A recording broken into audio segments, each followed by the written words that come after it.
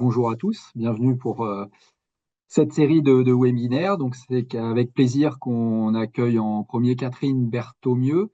Elle est directrice de recherche CEA et elle travaille sur le centre de Cadarache. Elle est spécialiste des interactions protéines-métaux. Elle a beaucoup travaillé en particulier sur les interactions protéines-actinides-lanthanides pour diverses applications. Elle s'intéresse au niveau fondamental aux paramètres d'affinité, sélectivité de ces protéines vis-à-vis des métaux, avec diverses applications plutôt pour le long terme, que ça soit côté détection niveau de biosenseurs ou récupération sélective au niveau des lanthanides. Et elle va donc nous faire une présentation axée sur ce dernier point. Catherine, nous t'écoutons, merci.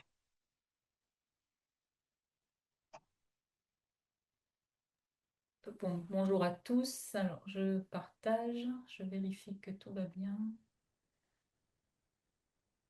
Est-ce que vous voyez mon écran? Oui, ça Oui. marche. Alors, je me mets en plein écran. J'ai un petit truc là qui me gêne. Oups, qu'est-ce que j'ai fait? Oh, ça a l'air bien. Oui, sauf que moi, je me vois plus. Je vois plus mon écran. Comment ça se fait? Là, je recommence. Non, j'ai fait une erreur là.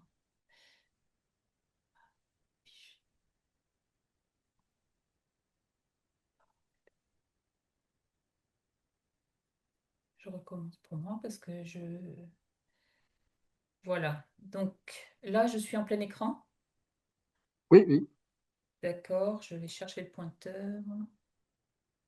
Ok, et je commence. Bon, bah écoutez, merci beaucoup pour l'invitation à faire cette présentation dans le cadre de ce GDR. Donc, bah, la question qu'on s'est posée, c'est est-ce qu'on pourrait utiliser à terme, bien sûr, des protéines pour l'extraction sélective d'éléments F? Et donc, je vais présenter, alors ça va être vraiment quand même des résultats amont qui, qui pourront peut-être un jour être exploités vraiment pour l'extraction de ces éléments F. Donc les éléments F, juste pour rappel, donc, comprennent les lanthanides, la série des lanthanides et la série des actinides, dont le rôle et l'importance augmentent dans la société pour l'énergie nucléaire qui est en pleine expansion et pour un grand nombre d'applications dans le domaine des énergies renouvelables. Alors, ce qui motive l'intérêt éventuel pour des protéines dans le cas de ces extractions, c'est qu'en fait, il y a des verrous sur l'extraction de ces terres rares, lanthanides, ou pour retirer donc, de façon sélective certains actinides. Euh, pour purifier des lanthanides à partir de minerais, il y a des centaines d'étapes. Et dans les processus d'extraction, notamment liquide-liquide, bon, on utilise des solvants organiques, des acides forts, avec des complexants et des extractants, mais les facteurs de séparation sont encore faibles. Et donc, il y a de nombreuses étapes qui sont dictées par la complexité des solutions, le peu sélectivité des procédés. En ce qui concerne maintenant le recyclage des terres rares, par exemple, eh bien, les procédés sont aussi complexes. Ils ont un certain coût énergétique. Il y a une variabilité forte des substrats de départ. Et puis un verrou de séparation, aussi de sélectivité de séparation des terres rares entre elles, par exemple. Et comme on l'a vu précédemment, l'utilisation de solvants et d'acides. Donc, ce qui pose la question, donc les défis à lever pour avoir des méthodes d'extraction plus sobres, plus versatiles, sélectives et moins polluantes. Donc, ce qui pose la question de s'orienter, de passer de l'hydrométallurgie vers une biohydrométallurgie ou en utilisant peut-être des molécules biosourcées ou bioinspirées. Donc, dans ce contexte, en fait, je vais vous parler des propriétés des éléments F et des interactions entre les protéines et les éléments F. Donc, moi, je vais m'intéresser vraiment euh, à des molécules présentes dans le vivant qui sont des protéines. Quelles sont les interactions qui existent entre les éléments F et ces protéines? Est-ce qu'on peut et comment on peut optimiser un site protéique pour son affinité, pour sa sélectivité pour les éléments F. Et puis, je vais terminer par un exemple de la littérature, donc de séparation de lantanide en utilisant une protéine d'alamoduline.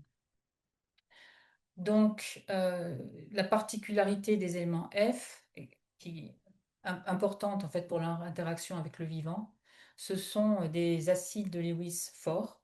Et comme les orbitales 4F et 5F sont quand même proches du noyau, il y a peu d'interactions directes avec le champ de ligand. Et donc, on a des interactions qui sont essentiellement ioniques avec des bases fortes. Une autre caractéristique, c'est qu'on a un nombre de coordination qui est variable et on a une plasticité possible de cette coordination. Sauf pour certains éléments, donc chez les actinides, qui sont sous la forme de, de molécules avec deux oxos, comme l'uranyle ou le plutonyle, où là, en fait, on a la présence de ligands essentiellement dans le plan équatorial. Les lanthanides existent sous divers états d'oxydation, donc qui peut permettre peut-être de les sélectionner, tandis que les lanthanides sont principalement dans l'état 3+, dans les milieux biologiques. Et donc, ce qui les distingue, c'est essentiellement, enfin, c'est notamment leur rayon ionique qui diminue au sein de la série. Et puis, une autre propriété de ces éléments F, c'est qu'ils ont une tendance très forte à l'hydrolyse. Et donc, quand on les manipule en milieu biologique, en général à pH proche de la neutralité, il faut toujours les protéger avec des ligands qui sont soit le carbonate, soit le nitrylotréacétate, par exemple. Et sinon, on a une hydrolyse qui produit des particules. Alors des particules, des nanoparticules par exemple de PiO2, mais qui peuvent parfois s'arrêter avec un petit nombre de plutonium, comme ça a été montré ici par les travaux de Chupin en 2022, donc avec 6 plutonium. Alors, côté protéines, maintenant, quels sont les résidus des protéines qui vont interagir avec les métaux et avec les lanthanides et les actinides en particulier? Donc, les protéines, ce sont des successions d'acides aminés reliés entre eux par des liaisons peptidiques. On voit ici que, les liaisons amides qui peuvent interagir avec les métaux. Sinon, les chaînes latérales se divisent en deux catégories. Donc, une catégorie de chaînes aliphatiques, donc qui n'interagissent pas avec les cations métalliques, et des chaînes qui peuvent interagir, mais de façon différentielle en fonction des cations métalliques. Donc, on va trouver des thiols de cystéine ou des groupements soufre dans les méthionines qui vont interagir plutôt avec des métaux comme le cuivre 1, l'argent ou le mercure, qui sont des cations mous, des chaînes intermédiaires comme l'imidazole des histidines, qui va interagir avec des cations métalliques dits intermédiaires dans la classification de Pearson. Et puis, donc, pour les cations dures comme les lanthanides et les actinides, des chaînes dures, des groupements aspartate ou glutamate, donc des carboxylates, des amides primaires, des amines ou des phénols. Et on n'y pense pas toujours, mais dans les protéines, il y a des réactions de phosphorylation. Donc on peut avoir des acides aminés phosphorylés avec une interaction forte des groupements phosphorylés. Donc ce qu'on voit, c'est que les lanthanides et les actinides vont interagir avec des protéines et en compétition avec des métaux biologiques. Donc, ce que je n'ai pas dit, c'est que parmi les protéines dont la structure est connue, à peu près un tiers de ces protéines fixent un ou plusieurs cations métalliques. Et donc, ce qu'on peut avoir, ce sont des compétitions entre les lanthanides, les actinides et ces cations métalliques. Donc, il y a eu des études qui ont été faites sur les interactions euh, entre plutonium notamment ou uranium avec les protéines et en particulier avec des protéines du sérum sanguin comme la transférine qui est la protéine impliquée dans le transport du fer dans le sang et des constantes de stabilité des complexes plutonium-transférine qui sont très fortes et qui sont plus fortes, donc de 4 ordres de grandeur plus fortes que les constantes de stabilité avec le fer par exemple. Les lanthanides peuvent également se fixer au site actif de la transférine avec des interactions qui sont du même ordre que celles du fer. En ce qui concerne le plutonium, donc plus récemment, des travaux de collègues de l'Université de Nice ont montré une interaction avec une autre protéine qui est impliquée dans le stockage du fer, la ferritine, et qui peut stocker plusieurs centaines de cations métalliques de fer et pour lesquels ils ont montré une interaction avec le plutonium. Il y a aussi donc, des interactions, des compétitions avec les sites de fixation du calcium, en particulier avec les sites de fixation du calcium de la calmoduline, qui est en fait le site le plus présent chez les eucaryotes. Donc un motif hélice-boucle-hélice qu'on retrouve dans de nombreuses protéines chez les eucaryotes. Et donc le plutonium 3, par exemple, peut substituer le calcium aux quatre sites. L'uranium peut se fixer également sur la calmoduline en modifiant sa conformation et son rôle de signalisation. Et les lanthanides 3 peuvent également substituer tous les calciums avec des affinités plus fortes que celles du calcium. Et puis, une autre protéine présente dans le sang, la fétuine, qui est une protéine associée au métabolisme du calcium, fixe le plutonium, on voit ici, avec une très forte affinité ou stabilité, donc aussi forte que celle qu'on trouve pour la transférine. Donc, on a vraiment deux types de sites métalliques qui peuvent fixer les lanthanides et les actinines. Et nous, on a travaillé beaucoup sur les sites à calcium, quand je vais vous en parler. Alors, l'autre raison ou enfin, l'autre type d'interactions qui ont été développées entre lanthanides et protéines, ce sont des interactions dont le but était de développer, par exemple ici, une étiquette luminescente pour marquer les protéines. C'est ce qu'on appelle le lanthanide binding tag, qui a été obtenu par chimie de synthèse peptidique et qui a été optimisé pour fixer le terbium et maximiser la fluorescence du terbium lorsqu'il est fixé aux protéines. Donc, ce sont des travaux qui ont été faits dans le laboratoire de Barbara Imperiali. Et ce qui est intéressant ici, c'est que on observe pour ce lanthanide binding tag un profil de sélectivité au sein de la série des lanthanides qui est non linéaire, c'est-à-dire qu'il s'arrête, c'est-à-dire qu'il y a une affinité qui augmente avec une diminution du rayon ionique et qui culmine à peu près au niveau du terbium. Il a été optimisé d'ailleurs pour la fixation du terbium. Et ça diffère de ce qu'on observe avec des petits ligands organiques, comme ici le nitrilotriacétate, où on a l'impression que l'affinité est gouvernée par la dureté donc, du lanthanide, et donc on a une augmentation de la stabilité avec la diminution du rayon ionique. Ce qui a un peu révolutionné les connaissances sur les interactions entre protéines et lanthanides, c'est la découverte en 2011 que les lanthanides pouvaient avoir un rôle biologique.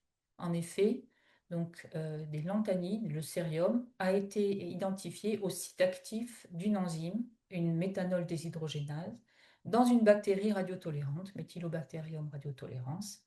Et donc, on voit que le cérium est partie prenante du site actif au niveau duquel le méthanol est oxydé en méthanal. Un peu plus tard, et on a même identifié des bactéries dont la croissance dépend strictement de la présence de lanthanide. Donc, c'est le cas d'une bactérie qui se développe dans des milieux très acides, qui sont les boues acides volcaniques de la sulfatare en Italie. Et on voit ici que la densité optique qui rend compte de la croissance bactérienne, elle augmente avec l'augmentation de la concentration de cérium qu'on peut rajouter dans les milieux de culture. Donc, le fait de dépendre des lanthanides pour son développement suppose toute une stratégie mise en place par les bactéries pour récupérer les lanthanides dans le milieu, les incorporer de façon sélective, en tout cas de faire le tri entre cérium, fer, calcium, pour, euh, pour qu'ils se retrouvent in fine au site actif de l'enzyme. Et alors, une deuxième chose intéressante avec ces découvertes, c'est qu'en fait, l'enzyme, elle a une sélectivité au sein de la série des lanthanides. Elle fonctionne, donc si c'est l'activité de l'enzyme en fonction des lanthanides, on voit une activité qui est présente avec les lanthanides légers, mais pas avec les lanthanides lourds. Donc, un deuxième axe de recherche, c'est de comprendre comment se fait cette sélectivité vis-à-vis de lanthanides de rayon ionique élevé. Et enfin, je vais parler d'une autre protéine qui a été découverte pratiquement en même temps que les alcools déshydrogénases, d'ailleurs parce qu'elle se copurifiait avec l'alcool déshydrogénase. C'est la lamoduline et qui a révolutionné en fait le domaine d'étude des interactions entre lantanide et protéines. C'est une petite protéine de 8 kilodaltons, 8000 grammes par mol, qui fixe qui a 4 sites de fixation métalliques qui sont ici. Ça, c'est la séquence en acides aminés chaque acide aminé est représenté par une lettre. Et elle est comparée avec la séquence des sites de fixation de la calmoduline, parce qu'en fait, il y a une forte analogie entre ces sites de fixation. On voit ici ces boucles de 12 acides aminés qui sont impliqués dans la fixation des métaux. Et puis ensuite, de petites différences qui doivent expliquer les propriétés différentes de ces deux protéines vis-à-vis des lanthanines.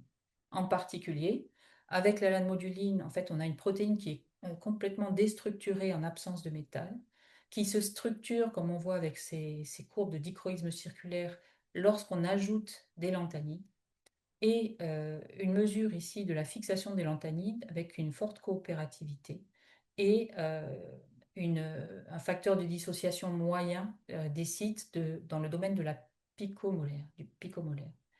Donc cette protéine montrait pour la première fois une affinité très forte pour les lanthanides et une sélectivité par rapport aux cations divalents, en particulier le calcium, très forte, donc de l'ordre de 10 puissance 8.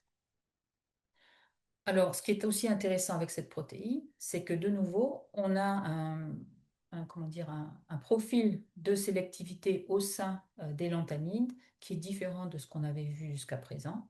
Donc ici, j'ai remis le profil de sélectivité du LBT, le lanthanide binding tag.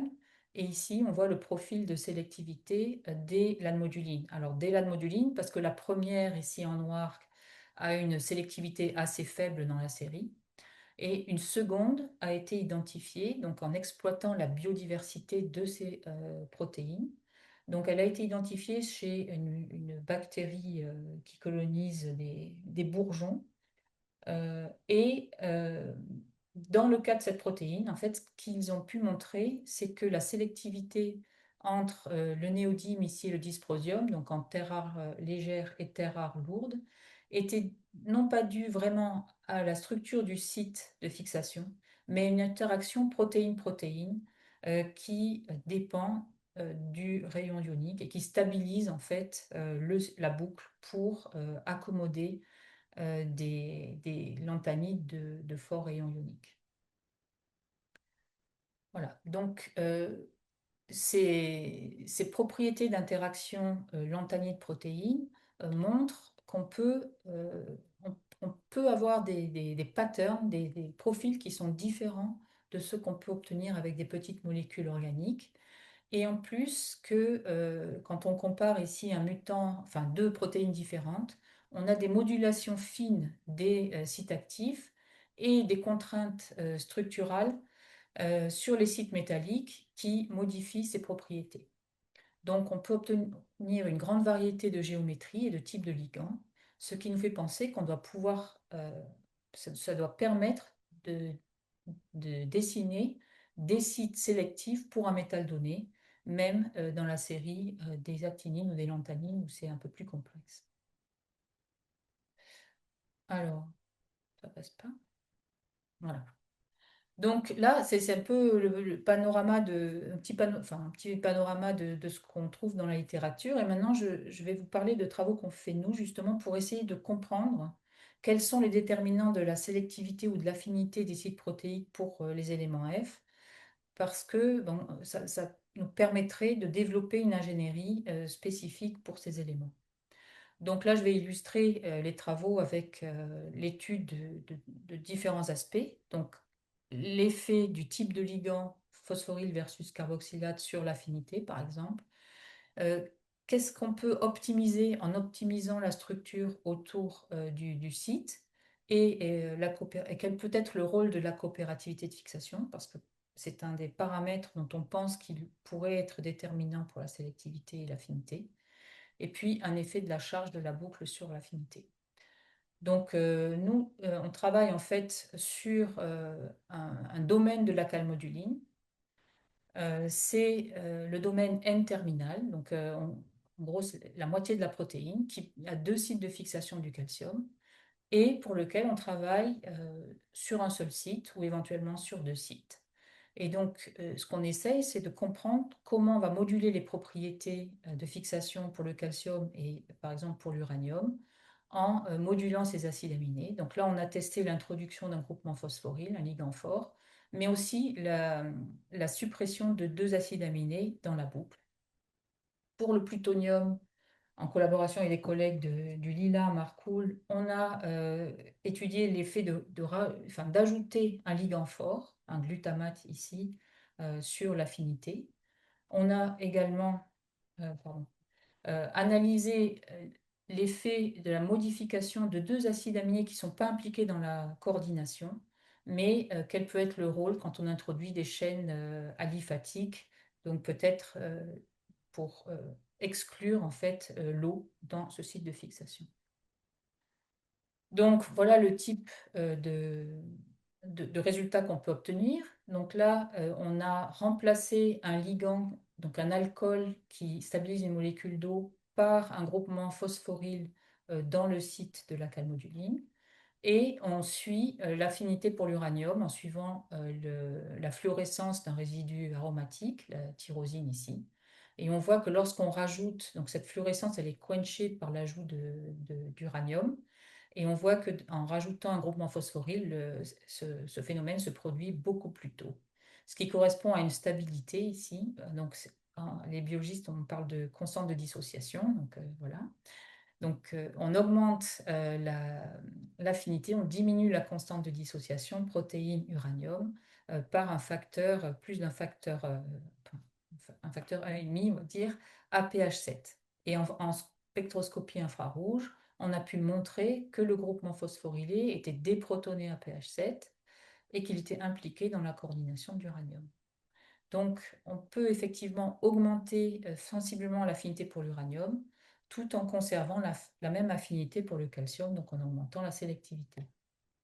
Et en fait, ces résultats ont été, sont en accord avec des travaux qui ont été développés dans l'équipe de Pascal Delangle, au CEA IRIG, où elle a travaillé sur des peptides cycliques qui permettaient d'adresser ici, sur la même face d'un feuillet bêta, quatre acides aminés plus ou moins phosphorylés. Et donc, elle a montré qu'en phosphorylant une, deux, trois ou quatre sérines sur ce peptide, elle pouvait augmenter progressivement la stabilité des complexes à chaque fois par à peu près par un ordre de grandeur. Ensuite, donc, on s'intéresse à l'impact de la structure des peptides sur l'affinité. Et donc, on s'était aperçu en faisant un modèle de dynamique moléculaire, donc avec Philippe Guilbeault, qu'on avait deux acides aminés ici qui n'étaient pas impliqués dans la coordination de l'uranium. Et donc, on les a supprimés. On a raccourci la boucle et on a étudié par les mêmes approches l'affinité pour l'uranium. Et donc là, on se rend compte que au pH 6 et pH 7, on augmente de 2 ordres de grandeur à peu près l'affinité du peptide pour l'uranium. Donc on a un effet aussi fort que l'effet de l'ajout d'un groupement phosphorylé. Et on a perdu complètement l'affinité pour le calcium. Donc c'est expliqué par une orientation assez optimale des groupements carboxylates autour de l'uranium qui sont les seuls ligands de l'uranyle d'après ces données de dynamique moléculaire.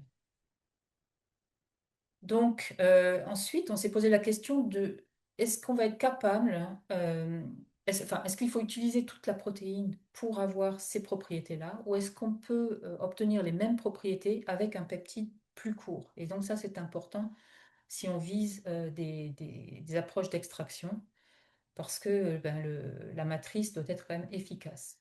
Et donc, ce qu'on a fait, on a fait synthétiser un peptide qui était cyclisé par deux cystéines qui peuvent faire des ponts disulfure. Donc, on a remplacé notre peptide par un peptide de 22 acides aminés, donc on pourrait encore éventuellement raccourcir. Et là, on s'est rendu compte qu'on ne perdait pas du tout l'affinité pour l'uranium et même qu'on avait la même affinité pour l'uranium en présence de 10 millimolaires de calcium. Donc on avait une sélectivité renforcée euh, pour l'uranium vis-à-vis du calcium.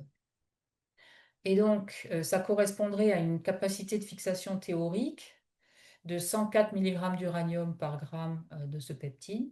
Et si on compare, donc là je comparais avec des performances données pour des matrices, des résines de styrène diphénylbenzène qui ont été fonctionnalisées par des groupements polyamidoamines ici. Et donc alors on est plus faible bien sûr, parce qu'elle n'est pas encore, enfin, on n'est pas dans un réseau, mais on n'est pas complètement, enfin, voilà, on n'est pas trop loin non plus de ce qu'on pourrait attendre avec ce genre de résine. Et on pense qu'on aurait une meilleure sélectivité.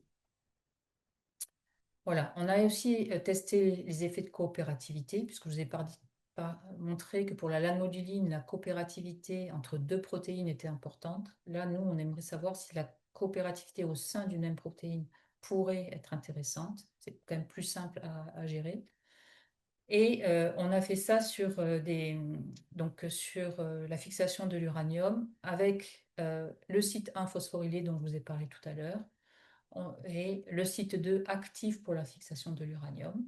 Et là, on a eu un effet très fort. Donc, on a eu un effet, on est passé d'une affinité nanomolaire vers picomolaire et early, oui, nanomolaire.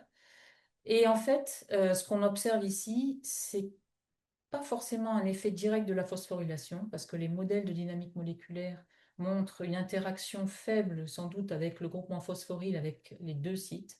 Mais par contre, ce que révèle cette étude structurale, c'est qu'on a un renforcement d'un feuillet bêta ici, donc une interaction forte entre les deux sites, qui a l'air d'expliquer l'augmentation forte d'affinité de la protéine pour l'uranium.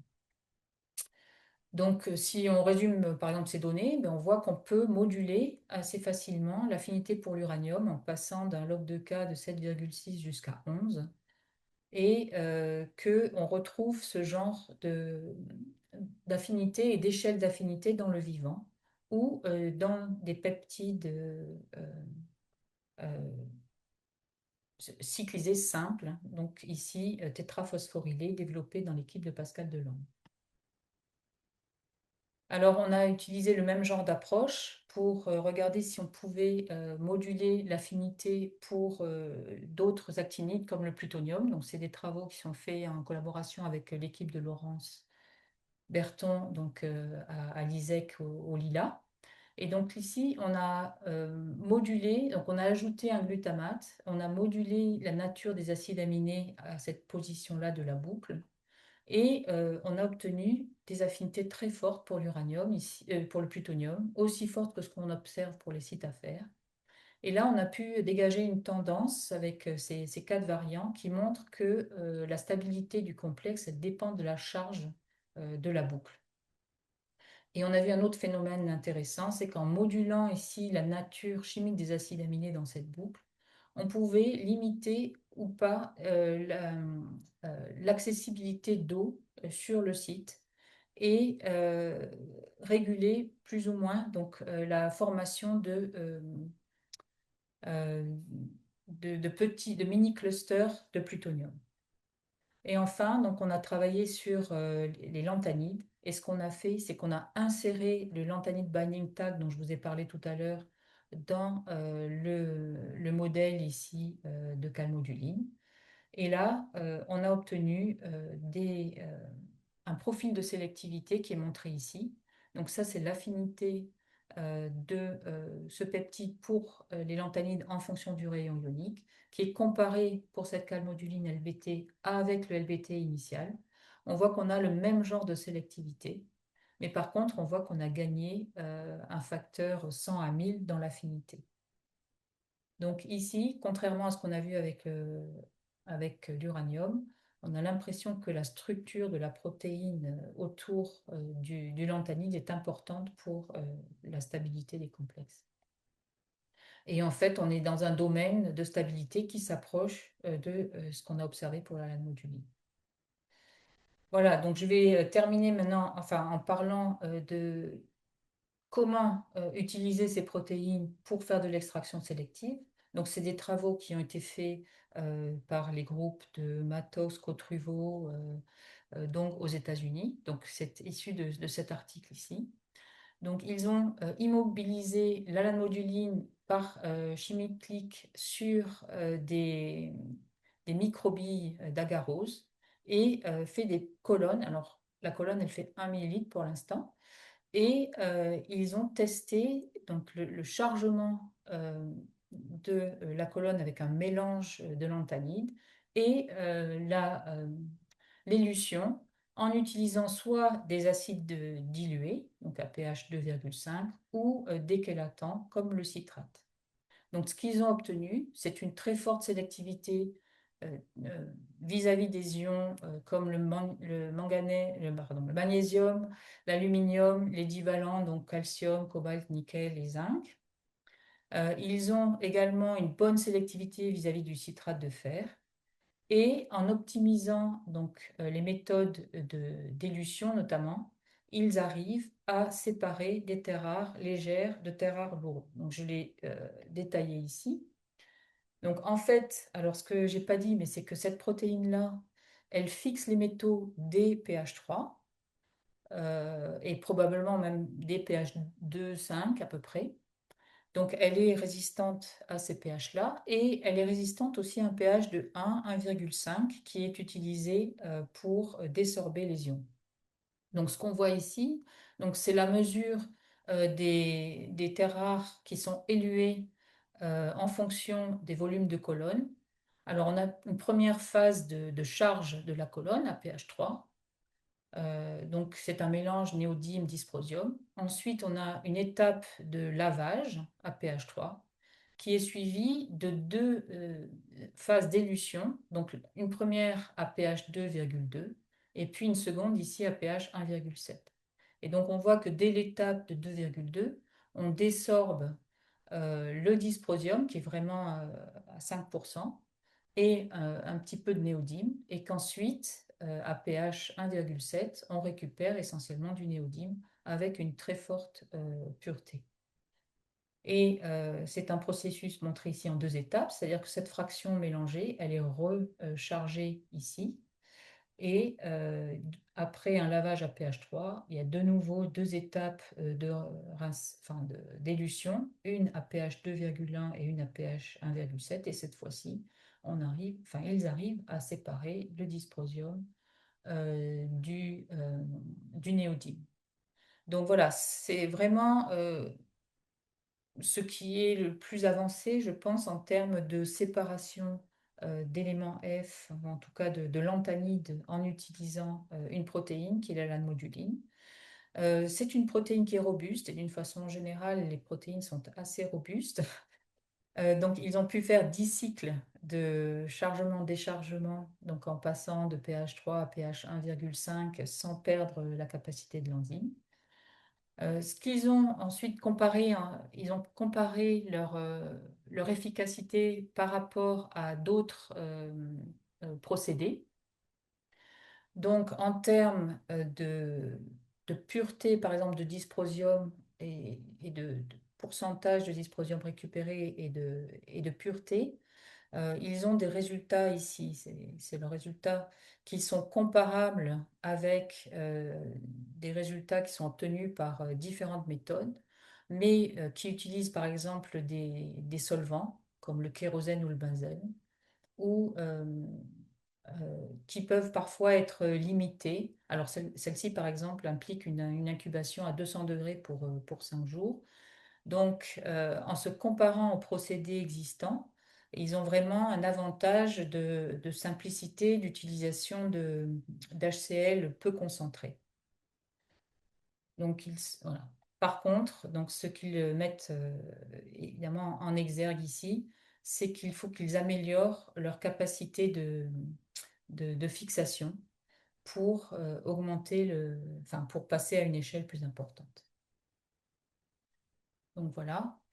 Donc, je pense que je voulais illustrer en fait le fait que les protéines montrent de fortes affinités pour les actinides et pour les lanthanides, qu'on peut obtenir une sélectivité intralantanine, qu'il est possible de modifier de façon très significative l'affinité ou la sélectivité des protéines pour les aimants F en faisant de petites variations de la séquence au niveau du site de fixation ou de la structure. Et donc, ça montre qu'il doit être possible d'optimiser encore l'affinité et peut-être la sélectivité de ces protéines.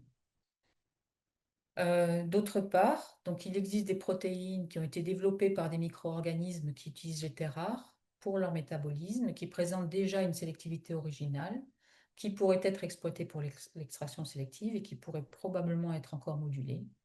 Et puis, bon, ce qu'on dit souvent, c'est que les limites des protéines, elles concernent la résistance aux conditions extrêmes, donc de pH ou de rayonnement, enfin de radiolyse de l'eau, et puis l'upscaling. Donc, les perspectives, je pense, dans ce domaine, ça serait de systématiser, enfin, donc si on veut un jour arriver à utiliser des protéines dans de tels procédés, je pense qu'il faudrait systématiser l'ingénierie protéique en combinant de la mutagénèse à haut débit et en développant des cribles qui seraient dédiés à la caractérisation des interactions protéines-métal et notamment de la sélectivité de ces interactions. Donc ça, c'est quelque chose qui manque encore au niveau de l'ingénierie protéique. Qu'il faudrait combiner ces approches d'ingénierie avec l'exploitation de la biodiversité euh, pour optimiser donc des protéines qui seraient à la fois sélectives et robustes. Et puis ensuite, il y a tout un pan de recherche qui doit concerner l'optimisation de la production de ces protéines et de la fonctionnalisation des surfaces. Donc ici, en fait, il y a une thèse en cours à l'ICSM, donc Vanel Tsapi-Metchop, qui travaille sur ces aspects-là. Voilà, donc je pense, oui, voilà. Donc je remercie donc les personnes qui ont travaillé, enfin qui ont participé au travail que j'ai présenté, donc au BIA Macadarache, mais aussi à l'ICSM, pardon, à l'ICSM à Marcoule, donc Diane Robiscoul, Evanel Tsapi Medshop, et à Marcoule au Lila, donc dans l'équipe de Laurence Berton, Claude Berton, Thomas Dumas, Philippe Moisy, Philippe Guilbeault et Diego Moreno Martinez et deux doctorants, Loïc Darona et Émilien Faux. Nous avons travaillé aussi avec Jean Aupier et sur la ligne Mars du synchrotron Soleil et avec Robert Winkler pour l'ingénierie de la LAN moduline. Et je vous remercie pour votre attention. Ben, merci bien, Catherine, pour cette présentation très claire, très didactique. Donc, n'hésitez pas à poser vos questions dans le chat si vous en avez. Je les relayerai avec plaisir. Sinon, en attendant, moi j'ai déjà une question. Tu as un peu mentionné sur la fin l'histoire de production. Donc, autant un acide aminé, enfin un peptide, pardon, à 22 acides aminés, on peut faire ça par synthèse peptidique, je suppose, mais les protéines, l'anmoduline par exemple, elles sont produites et purifiées comment, là, par exemple, dans les travaux que tu as présentés sur la fin des Américains? Comment on fait pour concrètement récupérer suffisamment de protéines pour faire une colonne avec 1 gramme de protéines supportées? Ben, en fait, c'est de la production par des bactéries. En général, la production de ces protéines, elle se fait avec une étiquette. Donc, une étiquette, par exemple, cystidine, qui permet de les purifier de façon assez simple euh, sur des colonnes d'affinité. Voilà. Après, on peut travailler. Il y a d'autres méthodes qui sont en cours de développement bon, pour s'affranchir de cette étape. Mais bon, là, il y a un brevet qui est en cours de dépôt, donc je n'en parlerai pas trop. Voilà.